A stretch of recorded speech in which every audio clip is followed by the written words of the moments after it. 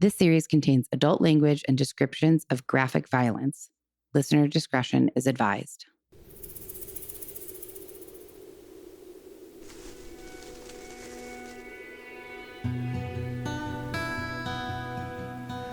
Hello, everyone. Hello, Death by Southwest listeners and friends. Patreon. My arms are sweating. I'm trying to put them down on my desk and it feels super uncomfortable. So on people who are watching on Patreon, I have my arms up like a real asshole right now. Happy Tuesday. Great intro here I'm doing. It is, I don't know why I feel the need to tell you guys like what day and time it is, because I could pretend like I recorded this yesterday. I didn't, but now I have to continue. So it's 4:10 on Tuesday. Today was actually a really good day. It doesn't take much for me to think that it's a really good day, especially these days when it's been like a lot of not great days. But I had a lovely walk with the dogs this morning. And then I went and walked my walking dog Jinx at like 7:15. And it was still very beautiful and not hot out. And just had it was a lot of walking. It was like 2 hours of walking, but it was nice. It was a good way to start the day. And then I did some prep work for Jim because we interviewed Captain Sandy from Below Deck today and her wife. I don't know if anybody watches Below Deck. I never did. And I probably said this. Hey, I'm Ryan Reynolds. Recently, I asked Mint Mobile's legal team if big wireless companies are allowed to raise prices due to inflation. They said yes. And then when I asked if raising prices technically violates those onerous two-year contracts, they said, "What the f*** are you talking about, you insane Hollywood ass?" So to recap, we're cutting the price of Mint Unlimited from $30 a month to just $15 a month. Give it a try at mintmobile.com/switch. $45 upfront payment equivalent to $15 per month. New customers on first 3-month plan only. Taxes and fees extra. Speed slower above 40 gigabytes. See details. Again, don't know if it was on here or on a Patreon only episode. But I had never watched Below Deck until Jim said that it's the only TV show he watches. Like he doesn't watch any TV except for Below Deck, which struck me as just like, I would never guess that. It just seemed like, I don't know how old Jim is, but an age doesn't necessarily matter. I don't know. It's like a reality show. It's a reality show that takes place on yachts. So it never really interested me. I don't know why. And I certainly couldn't imagine it interesting Jim, but he has talked about it multiple times. So I finally started watching it weeks ago. Became obsessed with it just because it's really cool to see the different yachts and to see like where all the amazing places they go. And so on Below Deck Med, which takes place in the Mediterranean, Captain Sandy is the captain for like, I don't know, 7 seasons or something. I think maybe she's not the captain in season 1 or something like that. Anyways, over the course of me just binge watching this, I became like I don't know how to describe her, just a really impressive woman. She talks very openly about how she struggled with drugs and alcohol and was like just a really bad drug addict. That sounds weird, but bad drug addict and alcoholic. And she's been sober. I think she said she just celebrated 35 years last month. And she just has this way about her. Like she approaches everything with kindness and this calmness and has a really lovely perspective, positive perspective on life and on conflict and on just hardship. And I don't know, she gives great advice on the show, and I just really liked her and was anxious to see if she was kind of similar in person as much as you can be over Zoom. And she totally was. And her wife equally, like the same kind of feeling. You know, those people who just have this very calming, I'm looking for another fucking word, but again, I put a microphone in front of my face and my brain turns to mush. have a very calming presence and a very kind of wise feeling about them. And that's Captain Sandy and her wife, Leah. They were both absolutely lovely people. And I don't think that Jim has ever had, first of all, he hasn't had a ton of female guests. And I don't think there's any particular reason for that. He just hasn't. And I want to say he definitely has not had a gay couple on as guests. And so I had no idea how it was going to go. And it went wonderful. I'm dumb to think that, because he's a really fantastic interviewer. He's great at kind of just being his genuine, authentic self and going with the flow. And they had some really interesting conversation. It was really fun to watch and to be able to be part of. And then afterwards, we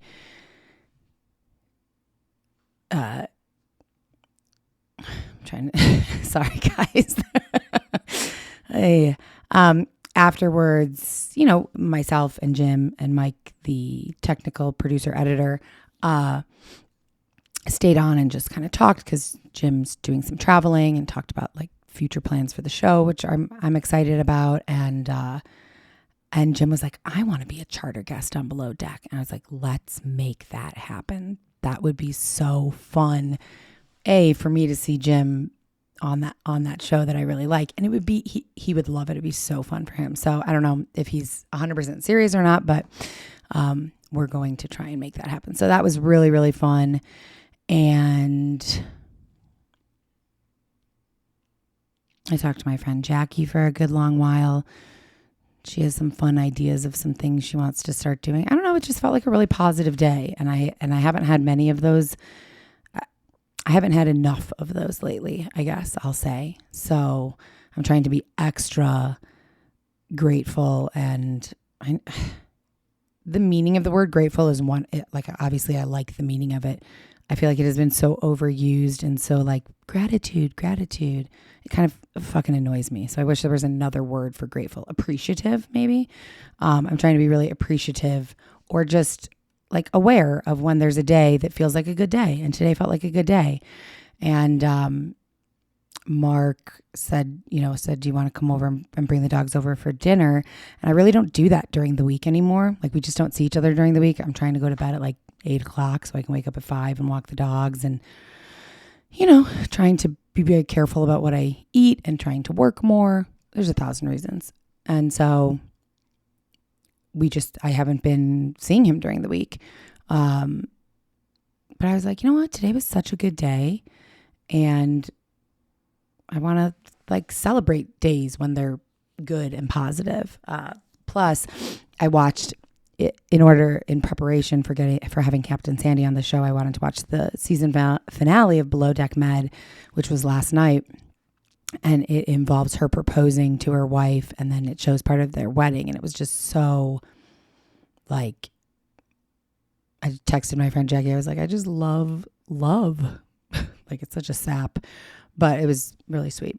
Weddings, even though I have zero desire and probably, I don't even want to say probably, will not get married again. Weddings always make me cry. And that's such a cliche. And it's a cliche that I would never expect of myself. That doesn't feel like on brand for me, but I do. I cry at weddings. I've only been to a couple. Anyways, that was a very long intro. I also got some really, I'm slowly going through Instagram, a few messages at a time. So I got some really lovely messages that I opened last night. One from Jess in the UK, who just sent a really encouraging, kind message. And also talked to me about sticky toffee pudding, which I loved. And Nat sent me pictures of a new dog that she adopted, this French bulldog named Blue. I didn't ask them if I could share any of this, so I'm hoping it's okay since I'm not sharing last names. And that just positive messages. Who doesn't like getting positive messages? So, yeah, and that was it. And I woke up this morning. I put this on Patreon. It's too long to put. It was too long to like put on Instagram, but I woke up this morning and was just at like 5:15 or something. Was kind of waking up, and Indiana just was hilarious. Usually it annoys me because she whines. She like talks. She's part husky, so she whines and talk. It's like talking almost. And all right, let's see if I can play it on here so you guys can hear it, because it was just, if she just does it enough to wake me up, I'm like, ugh, so annoying. But this morning it was 2 full minutes, and it probably kept going even longer than that. And it was so it had me laughing so hard at 5 o'clock this morning. So sorry, Patreon, you've already heard this, but let's see if. What? I don't want your kisses. I want you to leave me alone for a few minutes.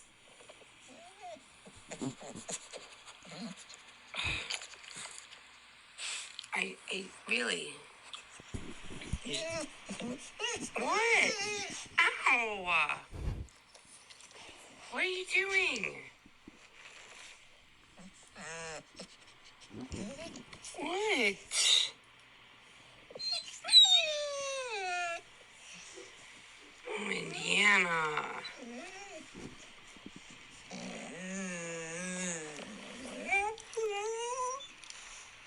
Really?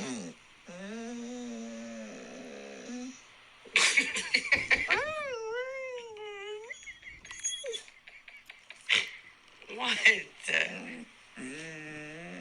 What is it? Why are you whining? What? Fine. I said fine. Well, get up. What? What do you want? Okay, we're getting up. Calm down.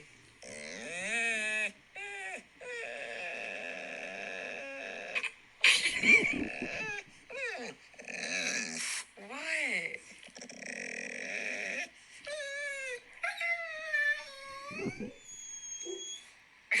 Are you done?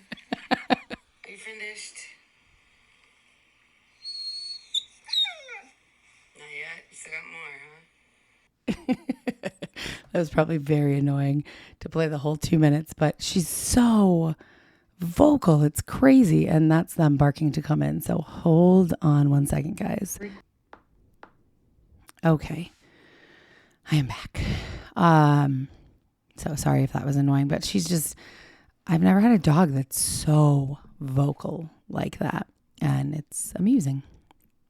So that was a good way, but that's the whole point. That was a good way to start the day, laughing. It's always good to start the day laughing, isn't it? I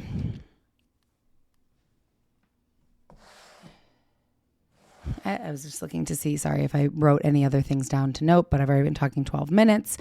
So I will move right along here. And I will say this right at the beginning.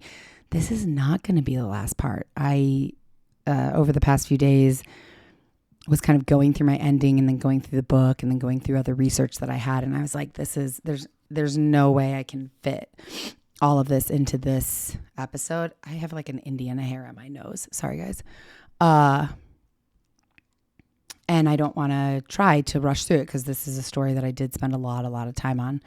So this won't be the last conclusion episode. I apologize for that. Today, we're going to talk about, so if you remember that last time we left off where a 16-year-old teenager named Maurice Pierce, sorry guys, this is the Austin yogurt shop murders. I probably don't need to say that, but just in case, get us all back on the same page. Remember 4 girls, 2 of them were sisters, murdered. High school girls, one of them was as young as 13, murdered at the yogurt shop in Austin. And they, at this point, they don't really have any suspects. I mean, they have a ton of suspects, but they don't have any leads on anyone really specifics. So, but on December 14th, the 16-year-old teenager, Maurice Pierce, who was enrolled at not the same high school as the girls, I don't believe, but he went to the local shopping mall with his friend Forrest Wellborn, and they discovered, one of the security officers discovered that he had a .22 pistol in his jeans pocket and additional ammo in his other pocket.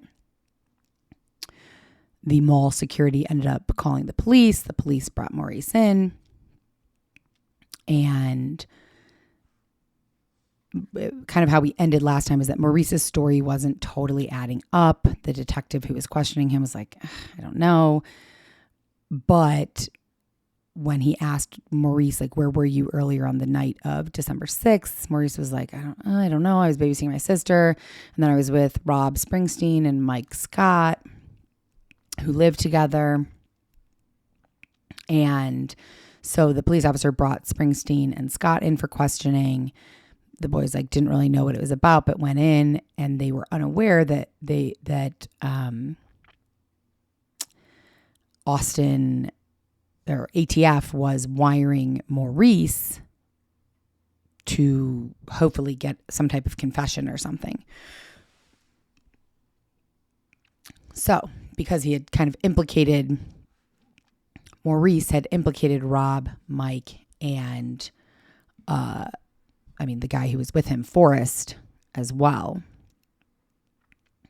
So the police wanted him to wear a wire and go and talk to Forrest, hoping to get some kind of confirmation on the story that Maurice was telling detectives. But this is kind of where Maurice's claims begin to fall apart. The detectives are listening as Maurice is talking to Forrest, and it sounded like Forrest had no idea what Maurice was talking about. The police still had the three boys come in for questioning. They all were adamant that they had nothing to do with it. And at this point, there was no evidence to tie them to the murders or to charge them or to hold them. And we'll go back probably next episode, but we'll see. We'll go back to this wire situation and questioning these boys. Remember, the only thing right now that has even made these boys allowed to be questioned is that Maurice was at the shopping mall with a gun, a .22 in his pocket, and 22 was one of the guns used in these murders, and then he named these other boys, these friends of his. So what is interesting, though, is that the morning of December 6th, the morning of the murders, at 8:44 a.m., just as kind of everybody was getting to their classrooms at school, including the four girls who were murdered, Austin Teleserve received a missing person report. Now, the caller identified himself as Robert Springsteen Sr. and reported that he hadn't seen or heard from his son since 10 p.m. on Wednesday, December 4th, so 2 days earlier. His son hadn't attended school on Thursday and was apparently still missing, according to Robert Springsteen. So his son is Robert Springsteen Jr., I suppose. So Teleserve is a service that's designed kind of to take minor incidents like burglaries, lost pets, things like that, and was often staffed by former Austin Police Department employees. And so the person staffing it when this call came in at 8:44 a.m. was an APD veteran, Marianne Husky. We're going to go with it. And she was not on street duty anymore because she had been injured. So Robert Springsteen Sr. gave his address, his birthday, January 18th, 1945. He said his son's name was Robert Burns Springsteen Jr., but everyone called him Rob. He was born November 26th, 1974, and he was living in one apartment over from his dad. His dad described Rob as 6 feet tall, slim, hazel eyes, brown hair, kind of in a mullet. And he also said that his son Rob had a roommate, Michael James Scott, and he was missing too. The two had been living together in the apartment right next door for about 3 to 4 weeks. And the last time that Robert Sr. had seen either of them was 10 p.m. on Wednesday. He also gave them Mike's birthday, February 6, 1974. Marianne, the police officer working at Teleserve, asked a few questions, advised Robert to call back if Robert Jr. returned home, and she filed the report. It looks like there were no follow-up calls after this phone call, and it was unclear why Robert Springsteen added senior and junior to their names, because legally and in life, they had always been called Robert Springsteen III and Robert Springsteen IV. So it was kind of peculiar that he changed it to senior and junior. Now, just keep that in the back of your mind. So now we know that these 4 kids are seemingly the most viable suspects at this point, because of the gun, because now of this like missing person. This seems weird. So who were these kids? I'm going to tell you a little bit about each of them. So now I have these in a different order than I want to tell you. So hold on. So let's start with Robert. Robert Springsteen was born in Chicago. After his parents divorced, he was raised by his mother and grandparents in a place called Cross Lanes, West Virginia. His mom eventually remarried, and he had a really hard time getting along with his new stepfather. When he was living in West Virginia, his nickname was Robbie. He had dark eyes and a widow's peak. So if you don't know what a widow's peak is, it's kind of where your hair comes down to a point in the middle of your forehead. It almost makes like a heart shape on your forehead. This came from that book by Beverly Lowry, Mischievous Looking Eyebrows, which I think is a really interesting way to describe somebody's eyebrows. He often had his kind of head cocked to one side, which made it seem like he was always ready for a confrontation. And based on his personality traits, he probably was always ready for a confrontation. He was known to be quick-tempered. He liked to kind of boast and brag a lot. He seemed overly confident. He was described often as just too bold for his own good. He was labeled a misfit by teachers and school administrators in junior high. And this makes me so sad, but he was said to kind of wear out his welcome wherever he went pretty quickly, due to his bad temper. He was often absent from school, and he kind of had this unwarranted sense of entitlement. Counselors noted that he wore unusual clothing, maybe to attract attention, a weird jacket one day, a bandana the next day. He was not considered genuinely bad by those who knew him best, so by family. His family had deep roots in the town of Cross Lanes. His mother was hardworking, well respected in the community, and he was just kind of seen as one of those boys who stood out or didn't fit in. So in late August of 1991, he called his father to see if he could come stay with him for a while. His father lived in Austin, and his father talked to his girlfriend and then said, "Okay, yeah, that's fine." His father and girlfriend had 2 apartments right next to each other. And so they decided to convert the second apartment into temporary living quarters for Robert Jr. Robert the Fourth. Junior's easier for me, so that's what I'm going to call him. The second condo had been kind of used as a guest room / extra family room for them. I don't know. Seems very weird to me, but fine. I guess they were condo / apartment. They were only about 750 square feet each, so pretty small. So maybe that makes sense to have 2. So when Robert called his dad to see if he could, come stay there, he explained he was having trouble at school. He wasn't getting along with his stepdad, etc. And his father agreed, yes, you can come. And in his father's head, he was like, I'm going to be kind of lenient at first with rules and discipline to see how he adjusts, because they hadn't lived together in a long time, and kind of see what responsibilities he could handle. And then based on that, he planned to implement rules.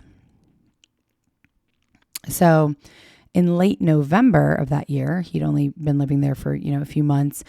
Shortly after his 17th birthday, Rob asked his dad if his friend Mike Scott could move in. His dad was kind of like, I don't know, like, why do we need to take in another kid? But Rob assured him, Mike is a really good guy. You won't even notice him there. He's having kind of a hard time at his home, and I feel like it would benefit him to be here. So Rob's dad agreed, and he said, okay, fine. But there's one condition. If you guys don't go to school, or if you drop out of school, you both have to get jobs. And both of them said, okay, fine. And little did Rob Jr.'s dad know at the time is that they really probably weren't attending school that much as it was anyways right now. Sorry, guys. I just got nervous that I wasn't recording and I had to go check, hence the pause. By December, Rob had gotten in so much trouble at school. There was a whole long list of things. He was not going to class. He was being insubordinate. I think there was a stealing incident. Like he had gotten into a lot of trouble. And the first few times he got into trouble, some of the teachers wanted to kick him out and send him to like an alternative learning school. And the principal was like, no, he's new. Like, let's let him adjust. But by December, he had been in so much trouble that even the principal was like, all right, that's it. I can't keep you in this school, and ordered him to go to an alternative learning center. And this was interesting. In December, that same month, so this was very early at the beginning of December, and then, of course, around the middle of December, after the murders had occurred and the police had brought these boys in for questioning after Maurice got caught at the shopping mall with the gun. Sorry, this is a very long story, so I don't mean to repeat myself. I just want to make sure that you're following along, because sometimes I lose track of it. So when he was questioned, one of the police officers said, how long do you think it's been since you've been to class? And this is a quote by Rob. He said, a week, 2 weeks.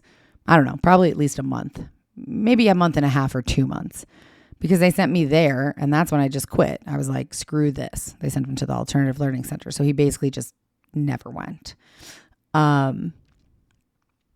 So Mike Scott. So that's the gist of Rob Jr.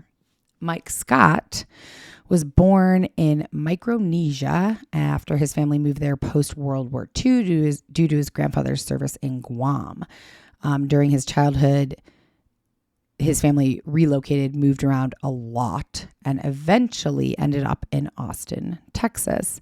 Very early on in his life, he was diagnosed with severe dyslexia, which made school very difficult for him. But yet he still had a very involved early years of high school.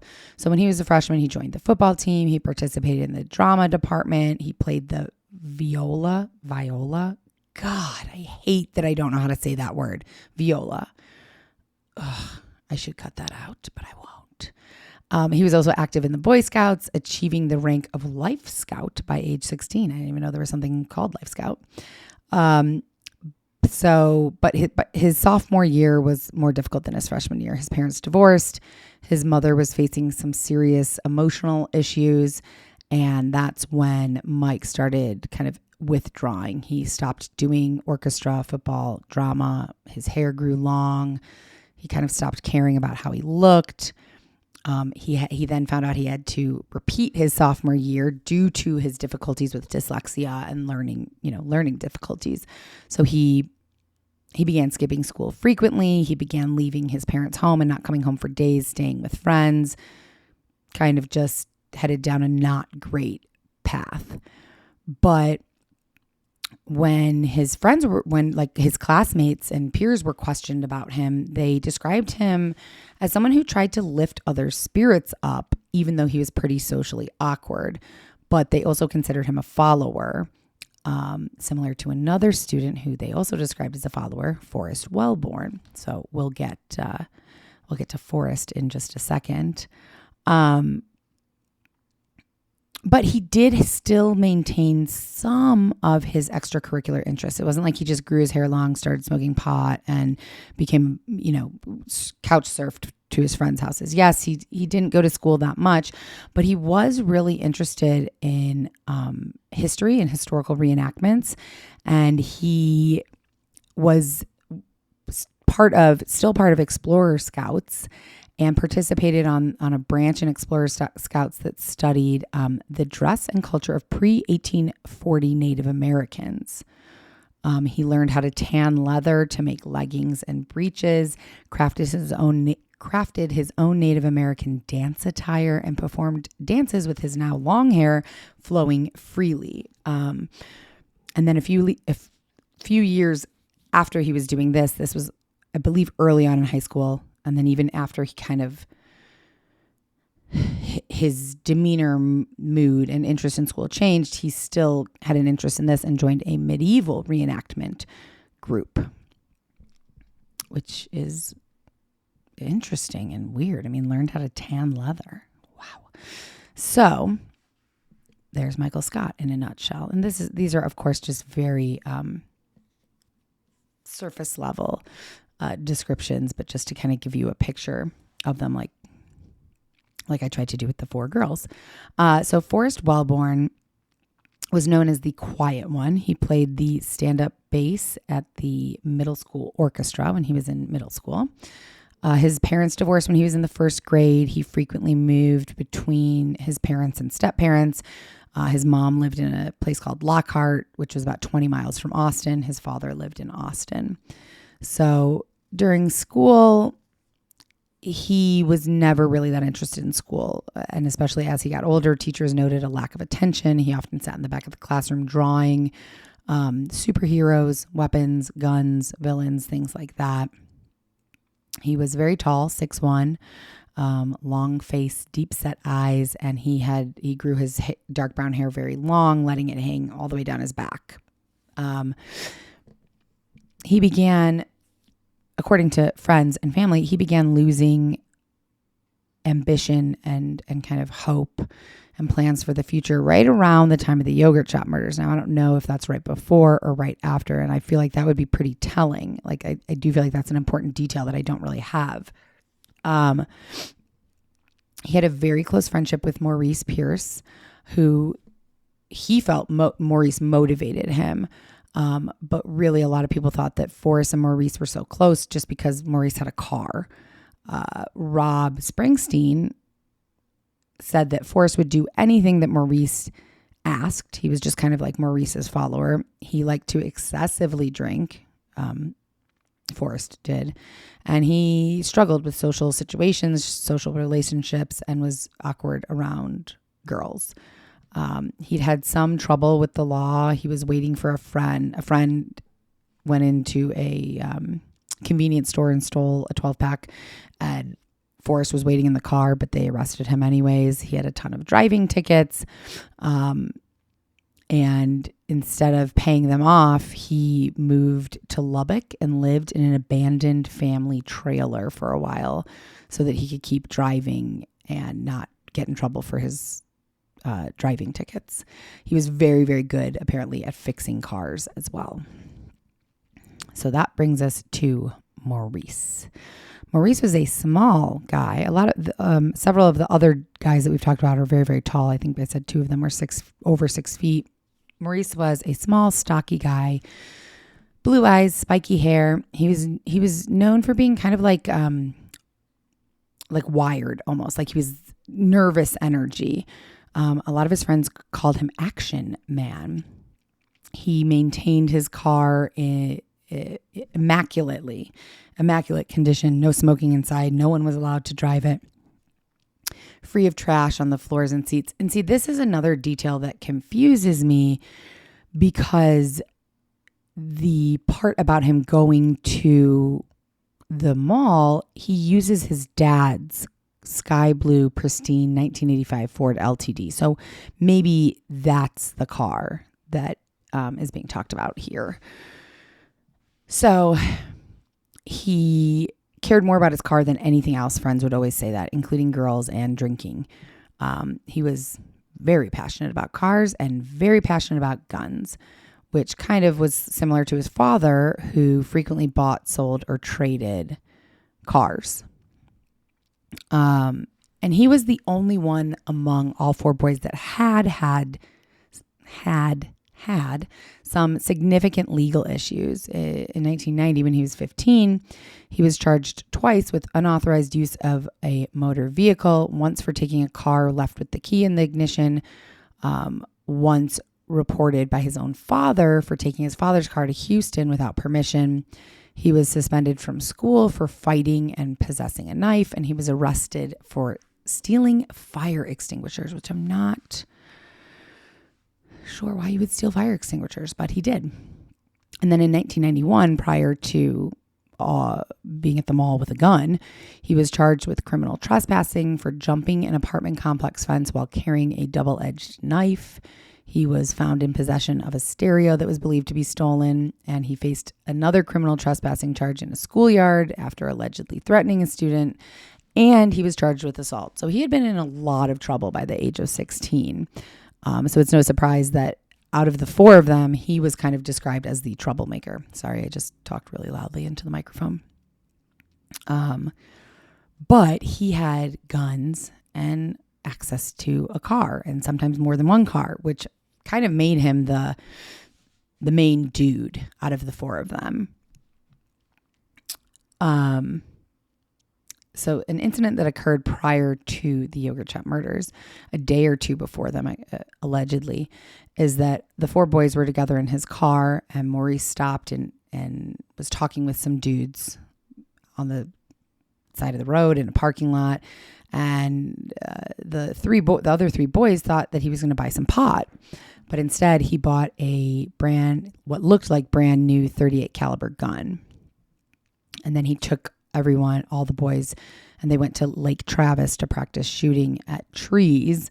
Mike had said that Maurice was not a good shooter, and that Maurice also brought his 22 caliber gun, the one that he was later found at the mall with. Remember, that was December 14th. So this going to the lake, shooting this new 38 caliber and having the 22 caliber, this happened a few days before the murders. So first week of December. And then December 14th is when Maurice and Forrest were at the mall with the 22.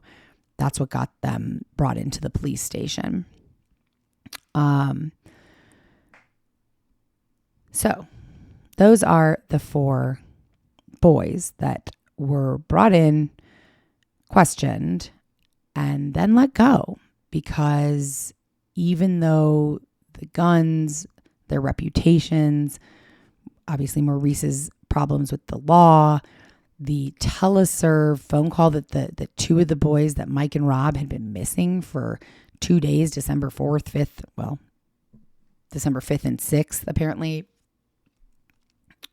They clearly were found because they were brought into the police station around the middle of December. And there was, this never went anywhere, this teleserve missing person thing.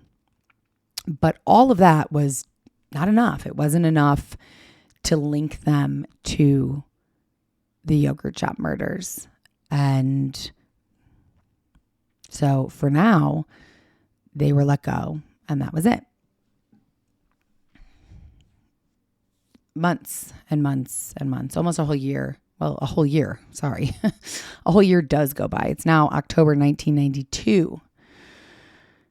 And the Austin Police Department gets word that the Mexican government had announced and let them know about the arrest of a man known as the Terminator. His name was, I'm going to totally fuck this name up, but Porfirio Villa Saavedra. Okay.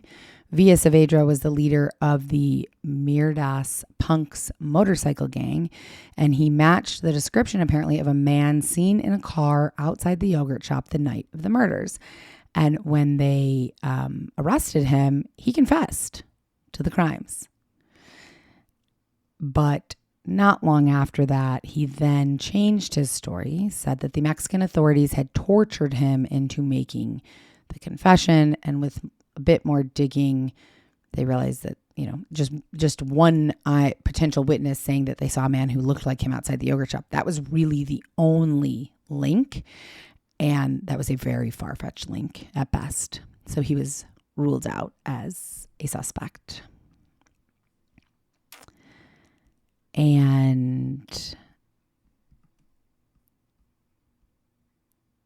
Oh gosh, I hate to do it. I'm sorry. I didn't pick a good place to end, but I think I'm going to have to do it here because the next section is just going to take us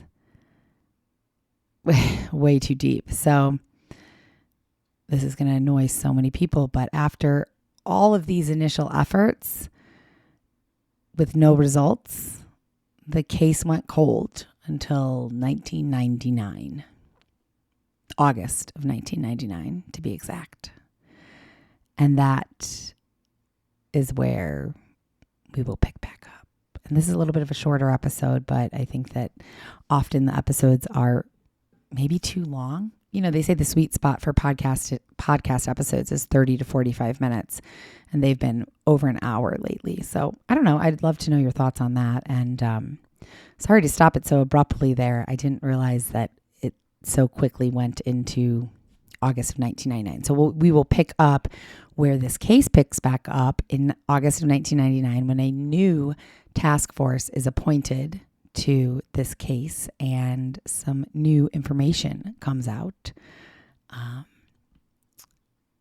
we'll go from there. Yeah. Okay. I wanted to just make sure. Sorry guys. Well, that's it. I guess that's all I have. And I'll leave you with that. Don't look this up because I feel like this has now been we're going to be 4 episodes. Will be next week will be the 4th episode and probably the last. So I would probably want to look up what ends up happening, but don't.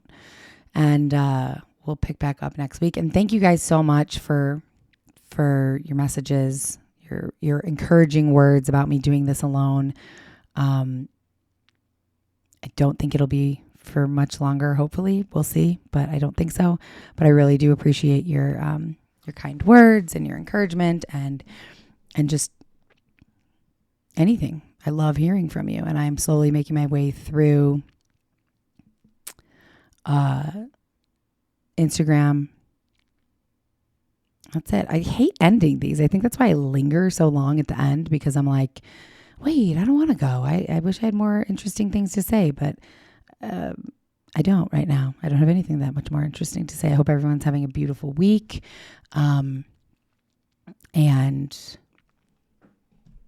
that's it. I think since it is getting cooler here, I am still planning to do some type of, I don't want to call it anything official. I'm planning to go out for some drinks. I don't think probably Jenna will come, even before whatever's happening now, before her little hiatus. She was not super thrilled that's the wrong way to say it. She was more private. Like I've said it 85,000 billion fucking times on this podcast. I don't need to keep repeating it. So she wasn't sure if she was super comfortable with that. But I thought maybe my friend Jackie would come down, or Mark said that he would come with if I didn't want to go alone, but just go somewhere where we can sit outside and it's a nice vibe, and a few drinks or appetizers or something. And whoever wants to come, I don't want to call it a Death by Southwest meetup because we certainly don't have to talk about Death by Southwest. We can just hang out. I'm still planning to do that hopefully next month. So yeah. So if anybody just plant that in your mind, if you live here in Tucson or Phoenix and want to come down, although that would be a really long drive to just come down for cocktails, and I'm not that exciting. So I would feel really bad. But yeah, I would love to meet and see anyone. I'd love to meet all of our listeners. So keep that in mind. Please, please, please keep reaching out. And that's all I got. Okay. Bye, guys.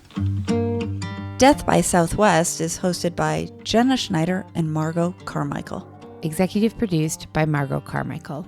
Produced by Jenna Schneider. Audio editing and sound design by Margot Carmichael.